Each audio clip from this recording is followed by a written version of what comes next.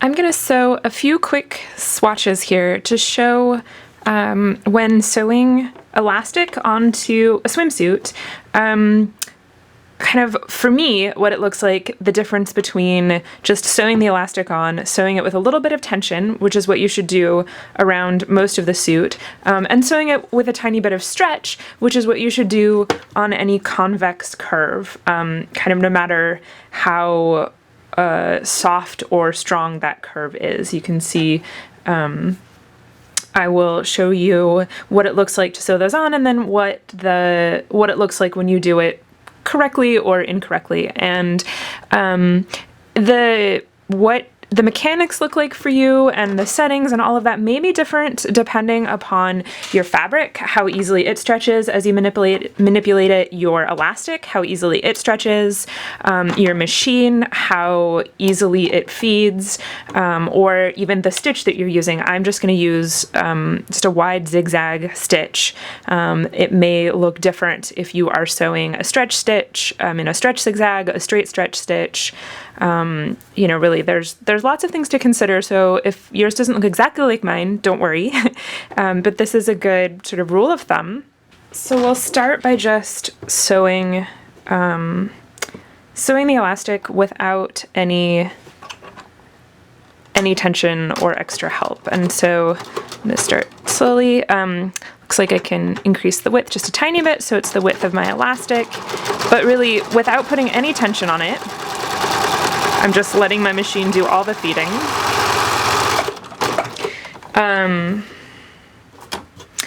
And you can see, it's not bad, right? It's not like it's stretching it out an awful amount, but this edge ends up being stretched out just a tiny bit.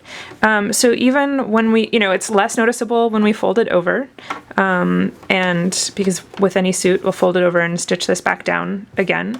But there's just this tiny, tiny little bit of wobble to it where letting the machine do all of the tensions and feeding itself just ends up distorting this edge a tiny bit. And honestly, if this is what yours looks like when you're done, it is fine when you put it on your body because it stretches going over your body. You are never going to notice the difference. Really, for something like this, it's just mostly it's a matter of how it looks when it's sitting on the hanger. And we all know that we make clothes to wear on our bodies and not to sit on the hanger. So if this is what you've ended up with, don't worry about it. Okay, so now I'll give an example of what it actually looks like to sew this with a tiny bit of tension on it. So I'll get the seam, get it started, and then what that's going to look like is I'm holding the elastic in this, in one hand and sort of guiding the fabric with the other.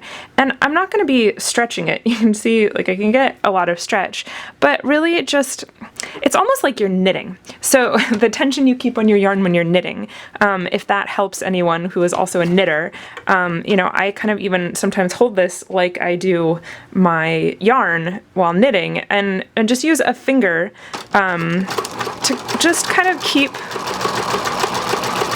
a tiny bit of tension on the elastic. Again, I'm not really stretching the elastic. I'm just keeping a little bit of tension on it. You can see here this elastic sewn on with just, again, just keeping that tiny bit of tension on it, just pressing on it very gently with my finger. The elastic is I'm not getting any ripples along this edge. And again, if we go back and compare it to the first one where, you can see it's a little bit stretched out. There's this ripple on it. This one, I don't get any of that. The elastic really is the same width as the fabric. So it's really a subtle thing. And you can see when you fold it over, it just folds exactly perfectly. You don't have to worry about, again, stretching tensions or anything, and here it's just kind of a little bit warped when you fold it over. So that's what it's like to just keep a tiny bit of tension. You want to do more than keep a little bit of tension when you're sewing around a curve. So here, I don't know how obvious it is with kind of the stretch of the camera lens, but I have a kind of like a pizza shape wedge of fabric here. And so putting a tiny bit of stretch, and again, it's not like I'm taking a lot out, so I'm not gonna put a massive stretch in it, because then you really get, you know, then if I'm putting a ton of stretch, then you end up with, you know, heavily gathered fabric, and that's when you release it, and that's not what we want. We just want a little bit more than tension around this curved edge, so that when we put it on our body, it clings to the body instead of, so I've got it caught, so it clings to the body instead of pulling away from it. So with, you know, keeping tension on it, I might hold my finger, just hold my finger in the way. To put a tiny bit of stretch, I'm just gonna pull it just the ever so tiny bit. So you see the difference between tension, maybe holding my finger here, and stretch, holding it here, which is like another ½ inch away. It's not a major difference, but just that tiniest bit of stretch around that curve that I can get, you know, again, just by kind of keeping my finger ever so gently pulling on this elastic. And you can see it goes sort of nicely around this curve. And when we fold that to the inside and we stitch that down, this tiny bit of stretch that I've put in there is going to help this cling to the body, you know, over the curves of the body. It's going to fit nicely around it, which would be, you know, around the top of your breast where it wants to cup that curve, or around the cheek of your butt, you want to cup that, instead of gaping. Those are places you really don't want gaping and pulling away. So that's what it looks like to have that bit of curve in it, tiny bit of stretch to the elastic. And if I didn't do that, you can see that, again, I'll get it started, it's feeding, okay. And so if I didn't do that, if I just let it feed itself around this edge,